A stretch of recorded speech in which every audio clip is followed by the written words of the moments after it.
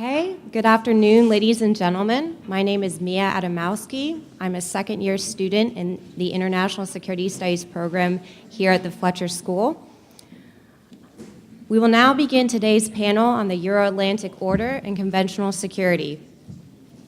Russia's ongoing military intervention in Ukraine, Brexit, and the rise of populism in the United States and Europe, among other events, has exposed tensions and vulnerabilities of Euro-Atlantic institutions and challenges for Euro-Atlantic actors.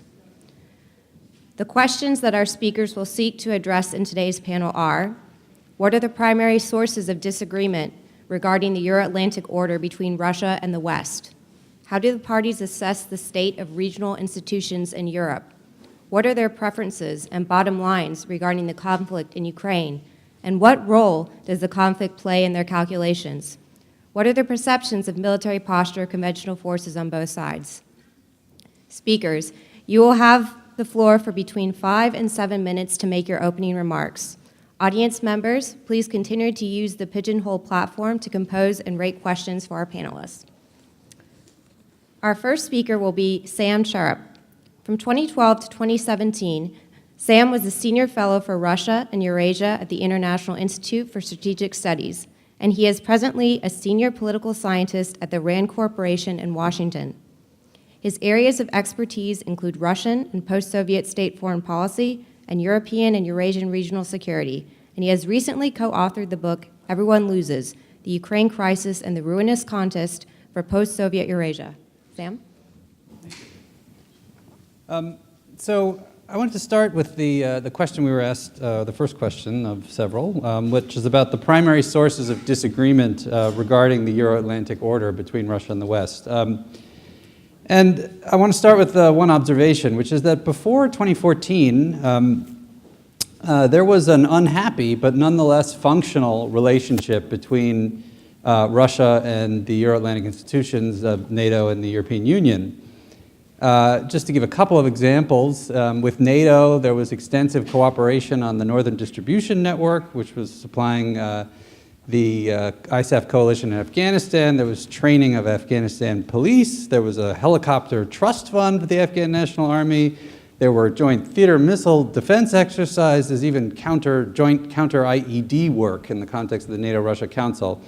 With the EU, there were twice-yearly summits at the presidential level, extensive economic, cultural, political, and other ties. This Partnership for Modernization was the last sort of umbrella under which that all came, starting from 2010.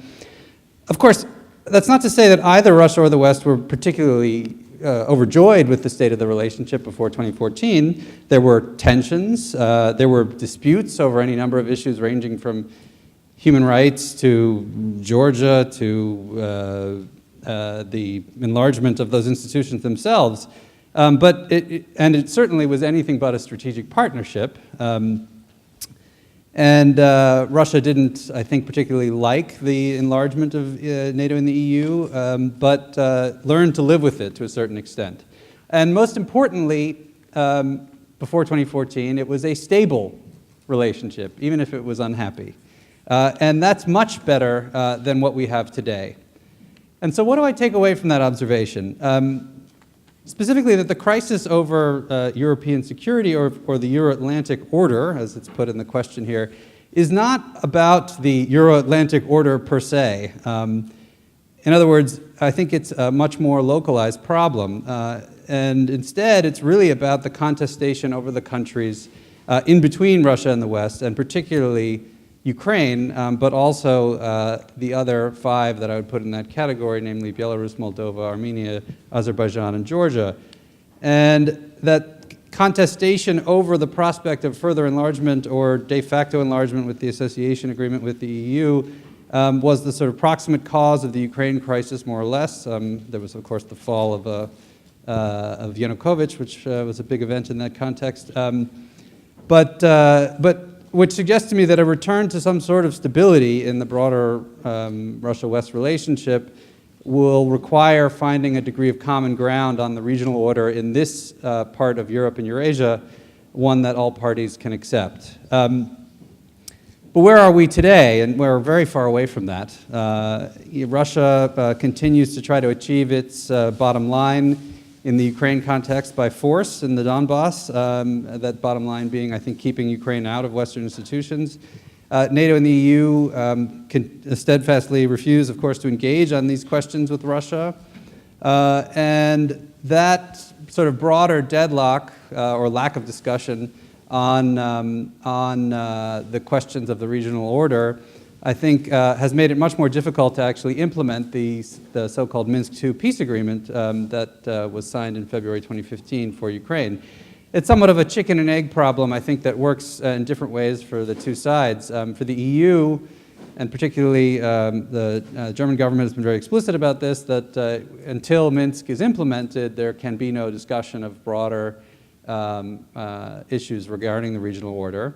And I think for Russia, without those issues being on the table in some way, it's difficult for me to foresee Russia giving up the leverage that it has in the Donbass context.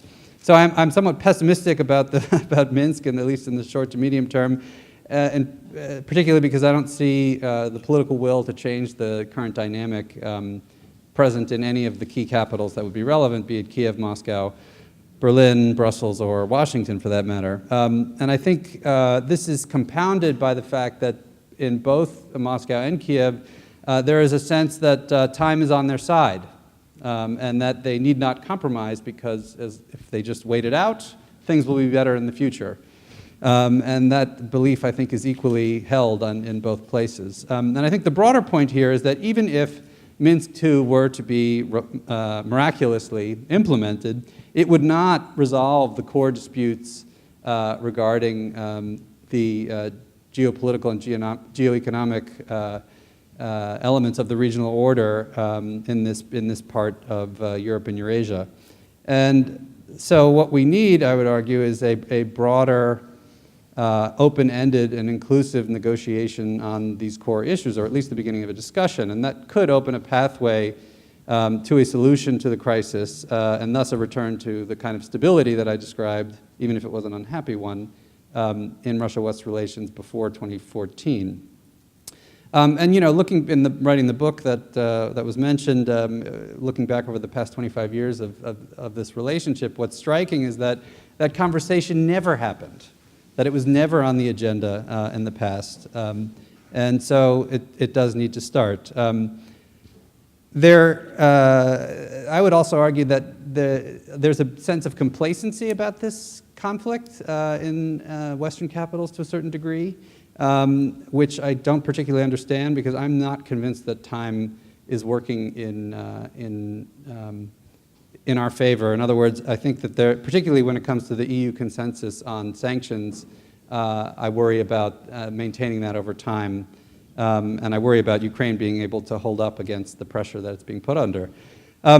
But I would say that to be realistic, even if perhaps a little bit more responsible than Dan asked us to be, the political climate in the broader relationship right now clearly makes this kind of a negotiation or even just a discussion totally impossible.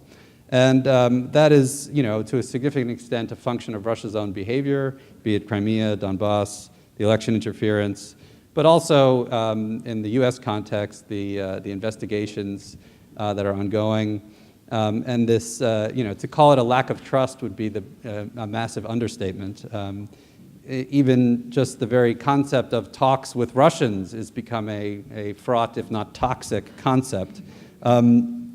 So I fear that none of the things that I said would be a good way of addressing the problem will happen, at least in the short to medium term, and that therefore the contestation, including armed contestation, over the so-called in-betweens is likely to continue.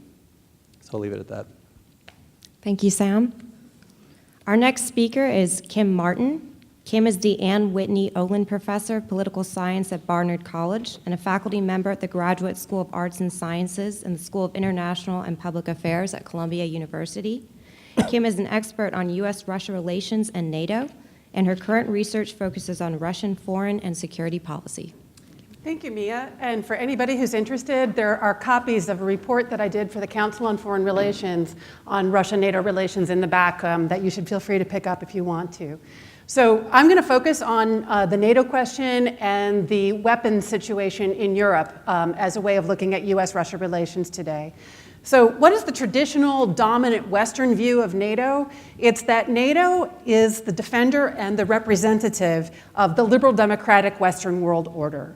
And I would argue that this was true from the founding of NATO. It was not only about being a defense against the Soviet Union, it was supposed to be a mechanism for preventing the possibility of another war arising in Western Europe after World War II, when you found people who then became NATO member states in pitched conflict, horrible conflict against each other.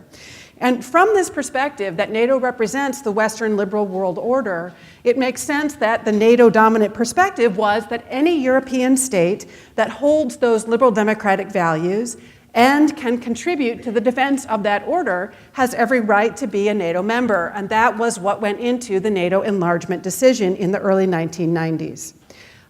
Despite the 2008 statement that came out of the NATO Bucharest summit, I think there are very few people who expect that Ukraine or Georgia would be able to join NATO under those set of criteria anytime soon, because they are not states that have firmly institutionalized democratic orders where you know that the military and intelligence agencies are under democratic control and that the rights of individuals will be fully recognized and protected going forward in the future. Under these criteria, though, do keep in mind that if Russia ever chose to go on a liberal democratic pathway, Russia would probably be considered for NATO membership. We don't know for sure whether, in fact, it would go that way, but I would argue that if Russia became a liberal democratic state, we would have the opportunity to completely rethink the Western world order, and the fact is that that never happened, and Russia never came close to being a democratic state.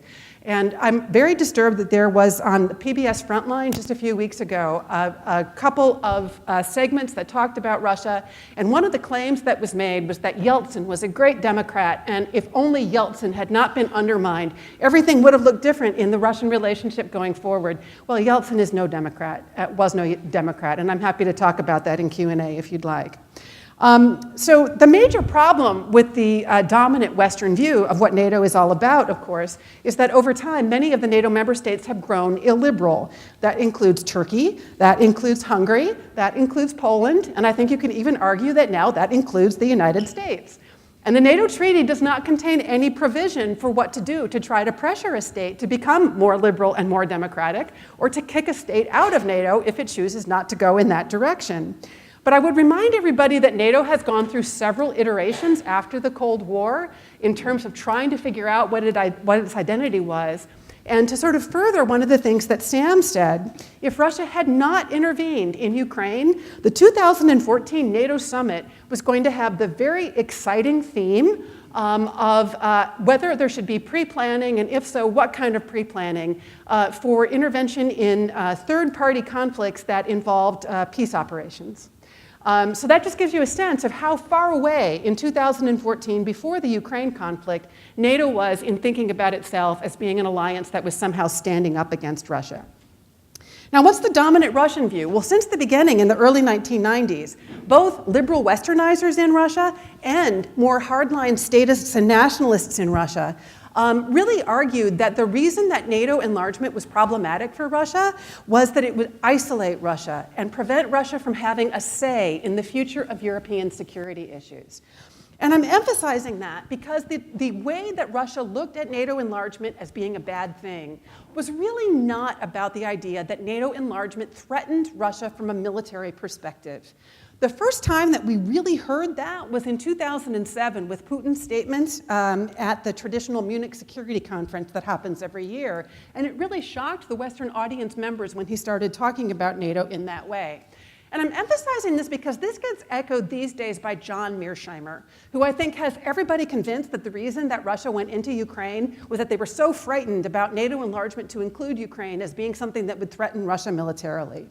Well, if you have any doubts about that, just remember what Russia has said itself in the weapons and troop deployment levels that it has made public through what's called the Vienna process, where it must tell the other members of the Vienna process through the Organization of Security and Cooperation in Europe what its troop and weapons levels are in Europe.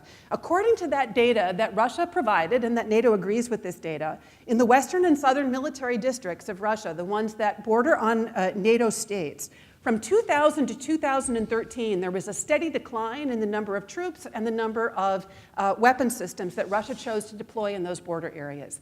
That's not what you choose to do if you're a country that feels militarily threatened by something that's coming from those areas. It was a very sharp decline between 2000 and 2010. It continued to decline further, although not as sharply, until 2014. And with the Ukraine intervention, there was a completely sudden uptick in the number of troops and weapons deployed in the southern and western military districts of Russia.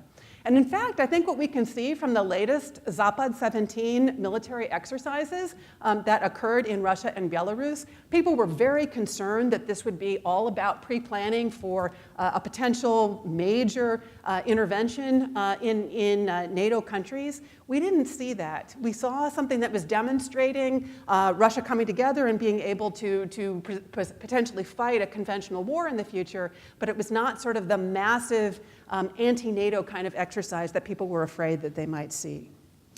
So what about the military postures? What are the concerns on all sides about those military postures? I think NATO continues to be concerned that Russia will use the Ukraine operation as cover for some kind of a military operation that might involve an attack against NATO states.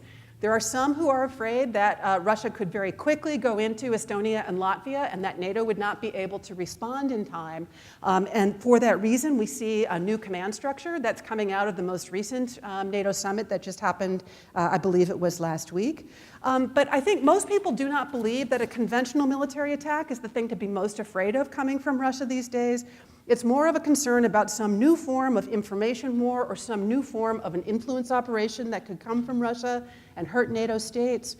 This might include such a thing as inserting Russian agents abroad to create a perception that in a state that had a lot of ethnically Russian members, for example, Latvia or Estonia, that locally led riots were being put forth about unhappiness and what the state was doing, when in fact those riots would actually be led by people who were Russian special agents. There also was concern because you may remember last year there was an apparent assassination attempt in Montenegro just before Montenegro became the latest NATO member, assassination attempt against the prime minister and an attempt to attack parliament. And the evidence indicates that this came from the Russian military intelligence agency, the GRU. And then there's also concern about Russia being able to prevent NATO from coming to the assistance of members in the Baltic area or in the Black Sea area through what military specialists called anti-access area denial, or A2AD. The idea that you would be able to put up military forces that would prevent outside NATO forces from coming in to help somebody in one of those border areas. It could be done with conventional missile systems that Russia now has deployed in both Kaliningrad and Crimea. That was one of the effects of the Russian takeover of Crimea, new weapon systems being deployed there. But there are also concerns about Russian violations of the 1987 Intermediate Nuclear Forces Treaty and the possibility that those weapons that were designed to keep NATO from coming to the assistance of some of its members on those border areas could be nuclear because of the Russian deployment of new nuclear cruise missiles for those same purposes. Now, from Russia's perspective, Russia is concerned, at least officially, that NATO has deployed 4,500 new troops this past year as part of the deterrent operations in the Baltics and in Poland. But what intelligent observers and sort of honest observers, even in Russia, have often admitted to is the fact that that is actually less than 4,500 is less than what Russia agreed to in 1999 as part of the Conventional Forces in Europe Treaty for the amount of additional NATO forces that were allowed to go in from what NATO forces were deployed in 1999 in Europe, and NATO forces in Europe fell drastically since 1999. So 4,500 new troops is not really something that destabilizes anything. On the INF Treaty, what Russia is concerned about is two new US regional land-based ballistic missile defense systems in Poland and Romania that Russia is concerned could be reconfigured to have nuclear missiles put in there. And the U.S. response to that has been that, in fact, there'd be such a long lead time that Russia would have plenty of warning that that was happening and would be able to react. So let me just say briefly, when we're talking about things that could be done to mitigate the situation, to move things forward, I have two proposals that I think would be implementable even at a time of a lot of confrontation between the two sides. The most important one is resuming military-to-military connections between the U.S. and Russia, which have been prohibited by Congress at many levels since 2015 as part of the sanctions package against Ukraine. I think that was a terrible mistake, and those should be put back in place. And second, just to follow up on what Joe Nye said earlier, I've been proposing for the last several months that the U.S. and Russia should come up with an anti-doxing agreement, that would be the first move forward towards controlling the cyber conflict. And if the US and Russia were able to do it, it could be expanded to NATO and the European space as a whole. And I'll stop there. Okay, thank you, Kim. Our next speaker is Mikhail Troitskiy. Mikhail is an associate professor and the dean of the School of Government and International Affairs at MGIMO University, where he manages Russia's first English language Bachelor of Arts program in international relations. Mikhail's areas of expertise include the history of international relations, Russian foreign policy, and Eurasian security. Mikhail? Thank you very much. So I was fully aware that I'm here on this panel with my colleagues who are really unsurpassed analysts of the situation of Eurasian European security, and they certainly know the situation on the ground very well. And they were going to give an excellent analysis of that situation, and that's what they have done so far. So I thought, why don't I come up with some more general comments on the sources of conduct and conflict between the United States and Russia in Europe. And so these sources of conflict can largely be found in the differences in perspectives on some fundamental issues, such as multilateralism and social progress. So I'll just stick with those two for the sake of time today. Now, the first difference is in the understanding by the two sides of the role that multilateral diplomacy has to play, and of the negotiation that of the role of negotiation has to play in Europe. Now, Russia clearly doesn't fully understand the promise of multilateral diplomacy. We in Russia have long been focused on driving wedges between transatlantic partners, and of course it has been a long time Russian strategy to see the United States off from Europe and then build a harmonious one-on-one relationship between Russia and the European capitals. And that has so far proved to be quite counterproductive indeed, because, for example, the European Union, in the absence of the United States, or in the expected absence of the United States from Europe, may become even more hawkish on Russia. Or the UK, or Brexit may indeed lead to a consolidated European Union more focused on what they think the Russian threat is for them. Now, in its turn, the United States, I think, may not be fully grasping Russia's post-Cold War predicament. And for whatever reasons, rational or mystical, Russia has indeed chosen to be a solitary navigator of the international waters post-Cold War. And that probably has to do with Russia's choice of a post-Cold War identity that implied significant foreign policy continuity with the Soviet Union and a certain quest for the status of a great power plus. A great power plus that is a retired superpower, not just a regular great power, but a retired superpower. But then a lonely great power plus cannot find dedicated allies that could really beef up its status as such. Right? All available smaller states do not provide plenty of added value as allies to Russia and are therefore expendable. Basically, Russia's policy of counter-sanctions showed to them that they are indeed expendable.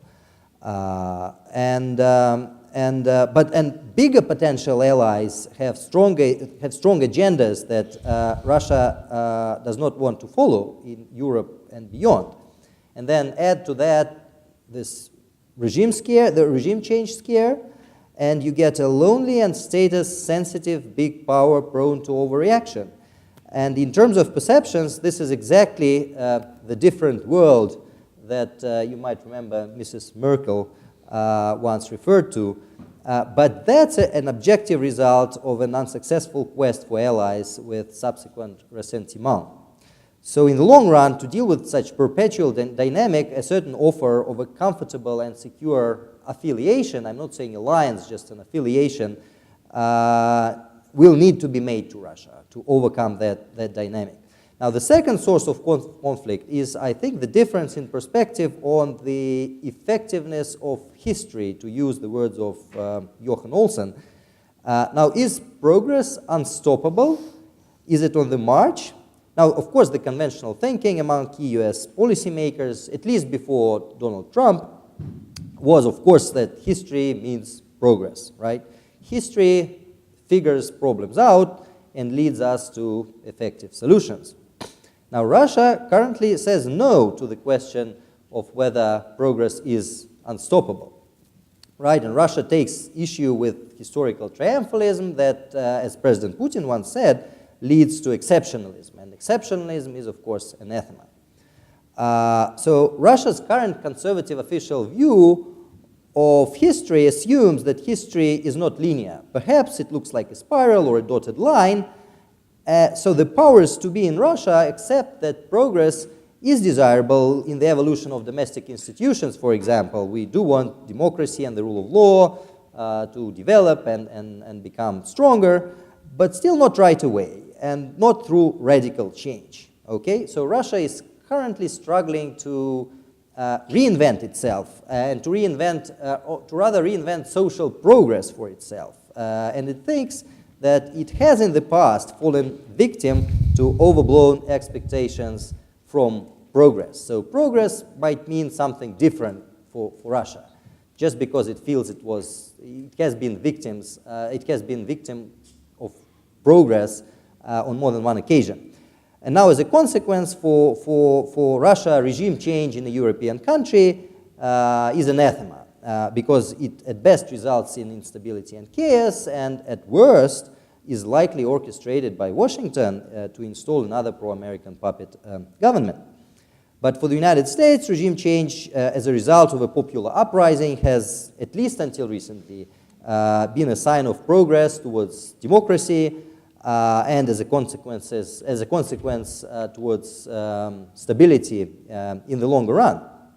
And in a similar vein, a reduced role for the United States in the European security architecture would be welcomed by Moscow as an opportunity for a mutually beneficial alliance between Russia and Europe. But Washington would, of course, argue that US pullout from Europe would result in many old and new conflicts actually breaking out into the open, resurging in the absence of a stabilizing force.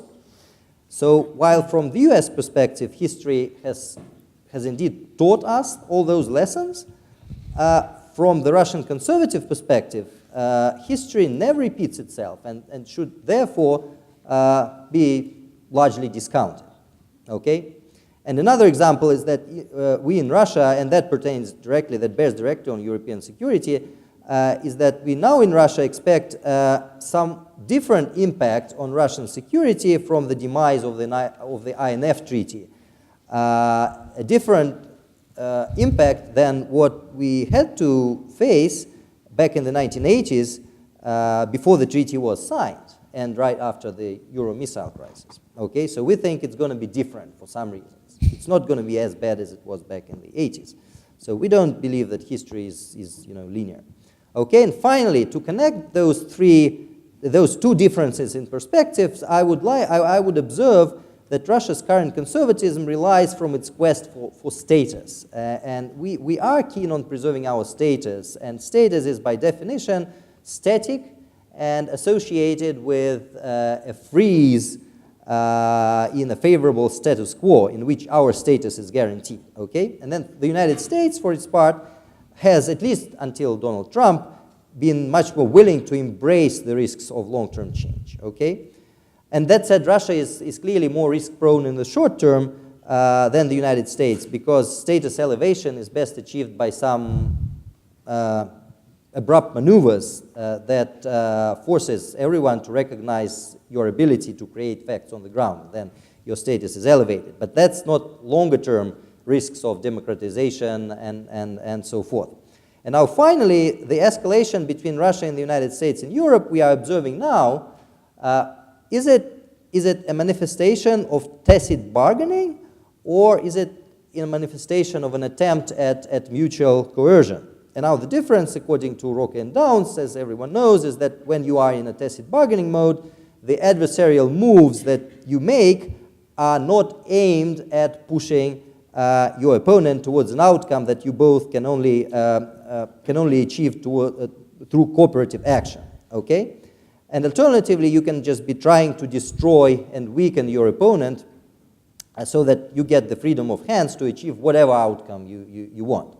Okay, so in tacit bargaining, you want to incite cooperation and move to some outcome cooperatively. But in the destruction mode, you just look to destroy your opponent to weaken it decisively, and thereby you get the needed freedom of hands to do whatever you want afterwards.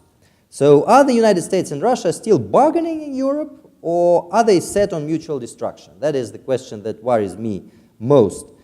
And then most importantly, does the other side understand whether the opponent is bargaining or destroying it? Okay? And I think that the key problem here is the mismatch between the intended strategy and its perception. So the United States, for example, says it's bargaining with Russia through sanctions. And if Moscow, for example, pulls out of Ukraine, eastern Ukraine, then sanctions can be lifted. But Russia claims that the sanctions regime is actually aimed at weakening or destroying Russia. Okay, and the sanctions will not be lifted anyway, okay? And in a similar way, support for democratization by the US can also be viewed as tacit bargaining. But again, the United States wants to change Russia's calculus with regards to different outcomes, with regards to democratization, but the perception in Moscow is that Washington is pursuing regime change with the goal of subverting, undermining Russia. Okay, so if the sides were, and that's my punchline, if the sides were capable of at least classifying the adversarial moves correctly, then I think they would have better chances of unwinding all the security and status dilemmas in Europe and beyond. Thank you very much. Okay, thank you, Mikhail. Our final speaker will be Constanze Stelzenmüller. Constanze is the Robert Bosch Senior Fellow in the Center for the United States and Europe at the Brookings Institution in Washington, D.C. She is an expert on transatlantic relations, transatlantic foreign policy and security strategy, the EU, and NATO. Constanze? Thank you. Well, this has been fascinating. And as the lone European on this panel about the Euro-Atlantic Security Order, I've been mulling out how to present you my version of what I think is going on here. And I've decided to start with three very brief personal experiences with encounters with Russians on social media and in reality that have to some degree shaped my take, although they're not the only shapers of my take on what is going on. So I moved to Brookings 3 years ago, and before that, we know Crimea was annexed and the war over Ukraine began. And I discovered Twitter in those months as a news and analysis aggregator, and occasionally opined on it myself. And very swiftly, I found myself, I found that I had attached my own personal Russian troll. This was a lady who was talking to me on Twitter, challenging me, asking me to address or respond to this or that issue pretty much every day or several times a day. It became a little tedious. I, being a complete novice at this game, actually very often tried to respond calmly, rationally. In other words, I fed the troll, big mistake. And the point when I sort of lost it and decided that blocking really was an option and wasn't rude was when she suggested that I took certain critical views of Russia's actions in Ukraine because I was Jewish. And that's where I thought, that I responded to her at the time, I happen to be a Lutheran, but I am happy to be Jewish for you. And then I blocked her. That was my first experience. Then I moved to Washington and went to a conference. I think the first conference I went to, a Russian diplomat came up to me and said, I've been following your writings for ages. I'm so glad to meet you here. We should have lunch. After my panel, he came up to me with a very troubled face. He was rather young and quite nice and said, you know, I really don't like your views, and I will send you something to read that may change your views. And he duly sent me, I gave him my card and said, please do. And he duly sent me a piece by a guy called, I think, Paul Craig Roberts. Those of you who follow conspiracy theorists know what I'm about to talk about. Mr. Roberts argued in this piece that the Germans had been duped by the Americans after 1945 into thinking that they had been responsible for World War II and the Holocaust, whereas in reality, both these events had been caused by France and Britain acting together. And I thought, wow, you know, if this is the level of propaganda that I'm going to be subjected to, this is really quite rude because it does assume that I know absolutely nothing about history. And finally, my last incident is in January this year, an inaugural week. I was in Germany on 2 talk shows. In the first one, I found myself together with the editor of RT Germany, Ivan Radionov. And I had never met him. I decided to, thought it was interesting. I had followed him on Twitter, and he accused all the other people on the panel of being purveyors of fake news. And I listened to this for about 10 minutes, and then I said, listen, I think you ought really to be careful with this, because only last week, you on Twitter said that the Americans were deploying 2,500 tanks to the eastern Polish border, and within minutes, you were corrected because there was actually only 89 tanks, and the rest were screwdrivers and military materiel. And so, you maybe are in a glass house here. The next talk show, 3 days later, I'm together with a former colleague of mine, names don't matter here, who says something quite unfortunate, that a transatlantic shitstorm descends over him for weeks and months. But Radionov posts a picture from me speaking in that talk show and attaches the quote to my picture and forwards that to UKIP and to the AFD. And the AFD forwarded it to the CIA, the FBI, and the Secret Service, and within a week, I have a death threat, an anonymous death threat in my email inbox in Brookings. So this is sort of my personal experience of relations with Russian diplomacy and Russian conversations and social media, and they incline me to think that things are not going well. And I say that as somebody who is old enough to have lived through the Cold War as a student, and thinking that the last years of the Cold War were really unpleasant and ideological. And I was myself in Germany at law school in Bonn, the then capital, in something of a liberal death zone, between the right wing, the communist hating, Soviet Union hating, and the Soviet Union loving left wing camps. But I will say that since that time, in those intervening more than 25 years, I have become not just extremely worried, but very critical of Russia's role in Europe, and more of a defender of NATO, of a strong European military posture, a strong European strategic posture than I ever could have imagined I would ever be in my mid-20s back at law school. So where do I think we are? Europe is currently in I think, the most severe security crisis of the last 25 years since the end of the Cold War. We are, to quote Carl Bildt, surrounded by a ring of fire. We have a Russia that I do not think, Mikhail, is a conservative power. I think that we are facing a Russia that is a revisionist power.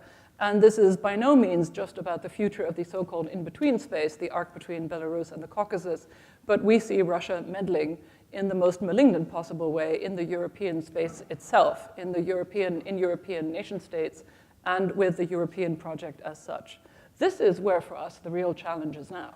I think some of us would have been willing to have some kind of an accommodation, some kind of an agreement over the state of the in-between zone, although to the extent that Russia has been challenging the agency of Eastern European civil societies, that increasingly becomes then a case of strategic competition for the European Union and for my generation of strategic thinkers in Europe.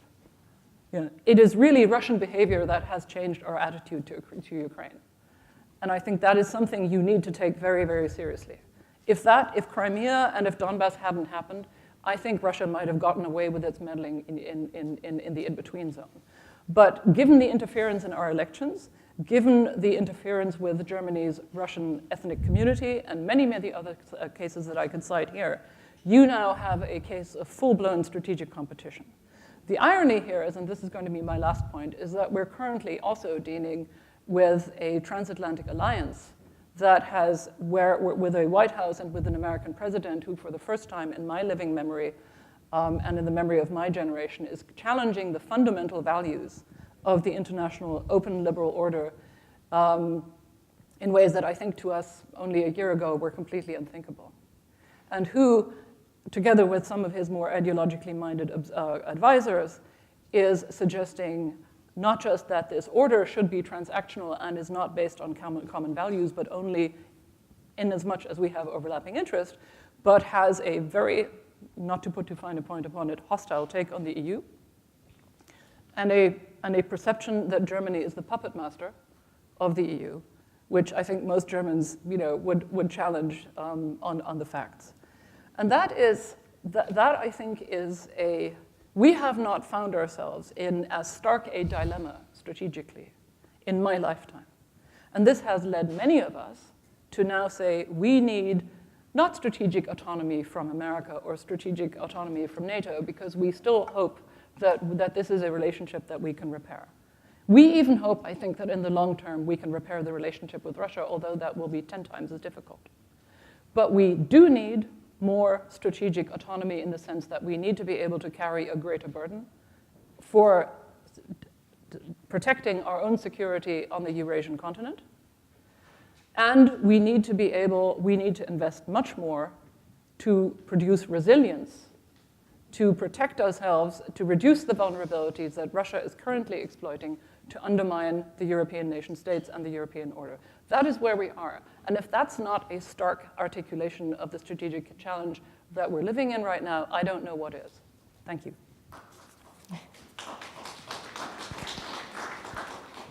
Thank you, Constanze. So we've heard a range of views today from our panelists. I'm sure that we have lots of questions from the audience, and we already have quite a few questions up on Pigeonhole. I'd actually like to open the discussion with a question that I think touches on a few of the questions I can see up on Pigeonhole. It can be argued that NATO is both a reflection and cause of tensions between the United States and Russia. Is escalation and direct conflict thus inevitable between NATO and Russia? How can détente be pursued in the current security environment, and is it possible? Who would you like to have address it first? Those are too many questions. Yeah, they really are. Can you reread the first one, and then we'll take them step by step. Is escalation and direct conflict inevitable between NATO and Russia in the current security environment? Okay, I'll take that. I don't think so. I think that there are many options, and Kimberly has made some suggestions. My colleagues at Brookings, Stephen Pfeiffer and Bob Einhorn, have made suggestions. There are many ideas out there on how to mitigate risks, contain the areas of conflict, and identify areas where we can cooperate. And any sane person would say that this is the kind of situation where we actively, creatively, and generously, attempting to trust each other as much as we can, have to explore these possibilities. But I will also say that the tensions that we're seeing now, and some of the reckless rhetoric coming from the White House, carries its own price. Even though, we all know that the White House hasn't canceled the NATO treaty, and that, in fact, a lot of decent and extremely hardworking people in the White House and in the DOD and in the State Department are doing their best to circumscribe the risk in which we live.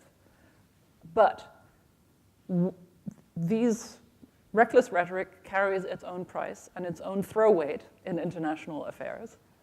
And at the very least, it has magnified the risk of strategic miscalculation by our adversaries, our challengers, by spoilers in international affairs, to a degree that should worry us intensely. Again, that's an additional argument for engaging with each other. But I think the bandwidth for that is currently pretty narrow. And can I just add that this is why the resumption of military-to-military talks could really be a first step towards resolving this danger. Because I don't think it's inevitable that we're going to have a crisis, but I think the biggest danger is the interaction between ships at sea or between airplanes in international or border airspace. And we saw twice during the Cold War, once in 1972 with the Incidents at Sea Agreement, and once in 1989 with the Dangerous Military Activities Agreement, both of which were worked out and arranged by military officers on each side. They were not primarily politically directed agreements. They were agreements between military officers that what they did was really tamp down the possibility that one of these events that happened somewhere would lead to a crisis situation by creating a forum where the two sides would communicate with each other to try to resolve the conflict before it escalated. And right now we see some very limited, minimal security dialogue happening between the US and Russia, but the vast scope of what was happening earlier with joint exercises and joint seminars has been prohibited by Congress since 2015 because somehow it's seen as sanctioning against Russia to prevent this from happening. I think that that's crazy. And I think that the more that military officers are able to speak with each other and gain an understanding of how each side thinks about incidents and about strategy and about tactics, the more likely it is that we're going to have some kind of a possibility of tamping down the tension. Rather than having some beautiful cooperation and partnership, it's just limiting the tensions.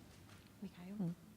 Yeah, I would say NATO is more of a bone of contention these days than a vehicle for perpetuation of conflict between Russia and the United States. There's clearly an issue between, or the issue between Russia and the United States in European security architecture.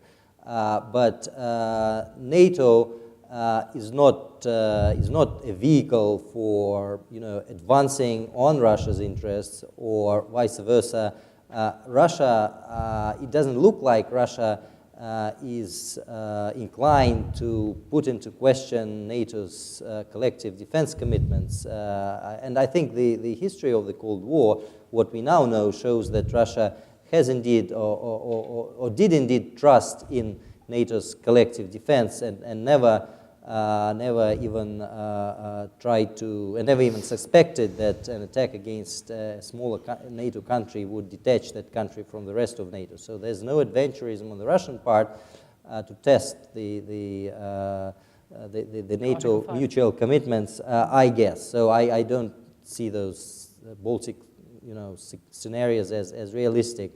And then, of course, on the other hand, NATO is rather a soothing structure, a multilateral institution that would impose constraints on US unilateralism should the United States move towards a more assertive posture vis-a-vis Russia. And these are some voices within NATO who I think would discourage the White House here from providing lethal weapons or advanced weaponry to Ukraine. So I would now really consider the probability of escalation between Russia and NATO quite low. And moreover, I would say NATO would stand in the way of such escalation these days. Mm-hmm.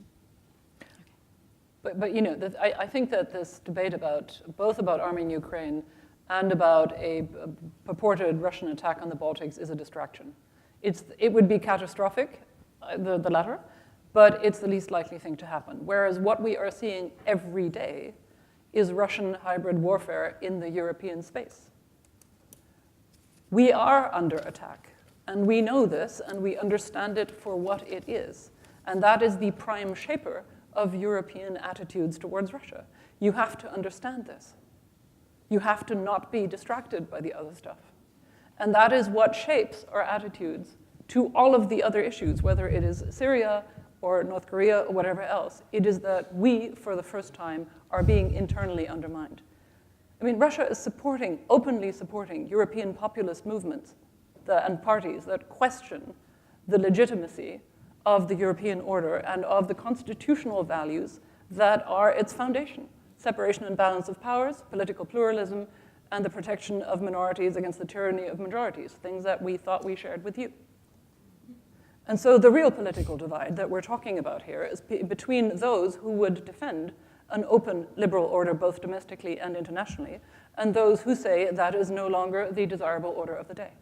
That is where we are. And the side that the Kremlin is taking, to my mind, is the wrong side here. So there is a conflict. It's just on a completely different terrain.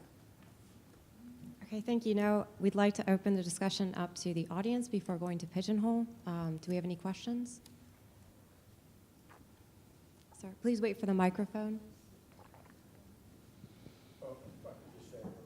Sure. No, please wait for the microphone, because otherwise people who are listening online can't hear you. One moment.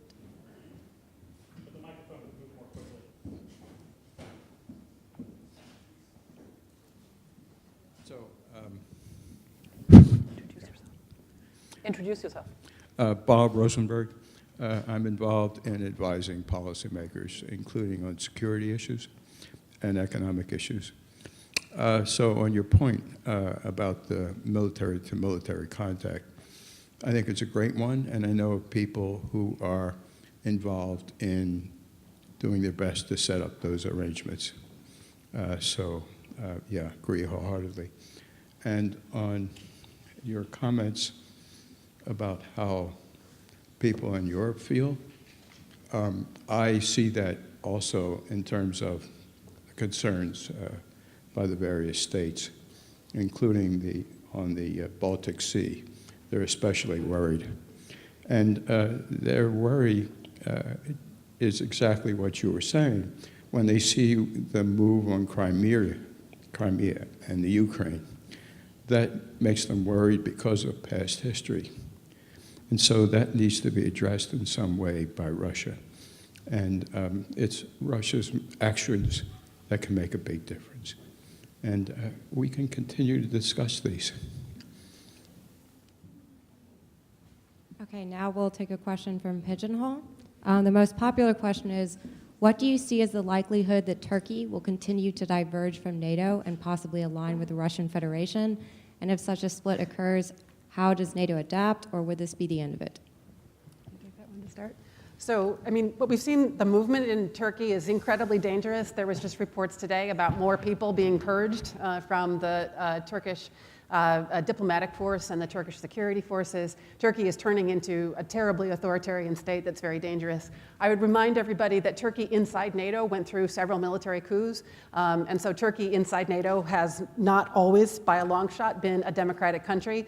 And I would also remind people that Turkey gets a great deal of defense benefits from its relationship with NATO. And yes, it's starting to talk about buying weapons from Russia, but it's got huge defense contracts with the United States and huge support from US military personnel, and it would be giving up a huge amount if it were to leave NATO. But if there is a circumstance that happens where Turkey decides to leave NATO, I can guarantee you NATO's still going to keep on functioning without Turkey. But you know what? What you're saying suggests that Washington would have huge leverage, which Yes. it's not currently using. Washington isn't using any of its leverage anywhere in the world right now. Oy. Anyway.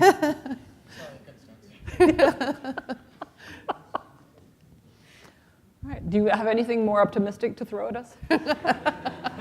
No comment.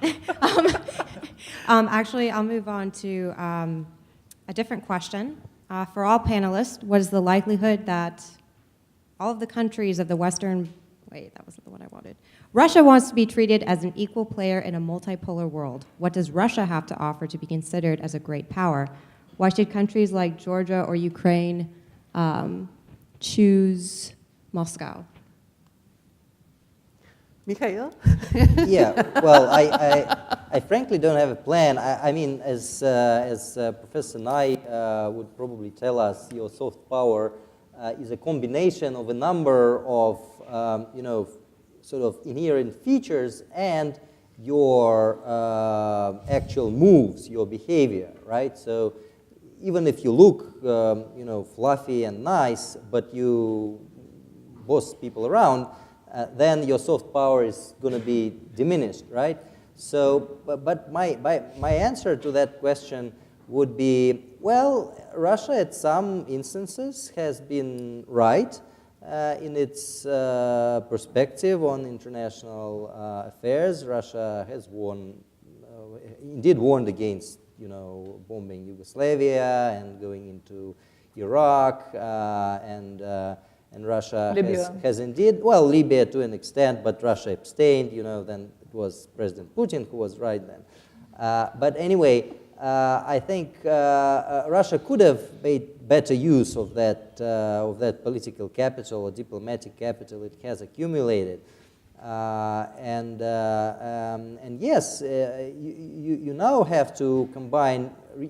If I could, influence Russian foreign policy, I would try to combine reassurance with leadership. I would need to show some genuine leadership, and only leadership would vindicate my claims of a special nature of the Russian civilization, of Russia as a country, and the lack of need to teach Russia anything. So if Russia can lead something, can lead a process, then will look attractive.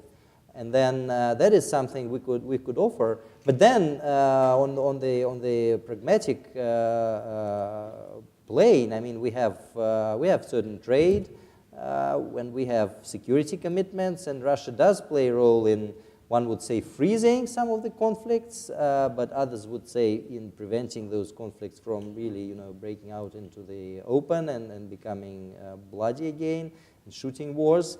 But yeah, at this point in time, I think Russia still has to deliver a leadership project that would propel it towards the group of nations that are attractive to others. And that's a very opportune moment, really, given what's going on with U.S. foreign policy and all the hand-wringing here.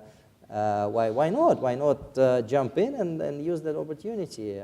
I'm not the one who decides. Yeah, or shut down the troll factories, or stop supporting. Yeah, some reassurance moves. Yes, that would be really reassuring. Would be in order, of course. Yeah, even more reassuring. MH17 helped the investigation. Helped some other investigations that would have been considered very forthcoming moves, and I think Russia could, not easily, but could still turn the tide that it's now complaining about everywhere. The Russophobia and so forth. That can be dealt with in a few consecutive moves if they're right. Marie, you have a question here. Yes, Professor Khan, please. If we could have the microphone.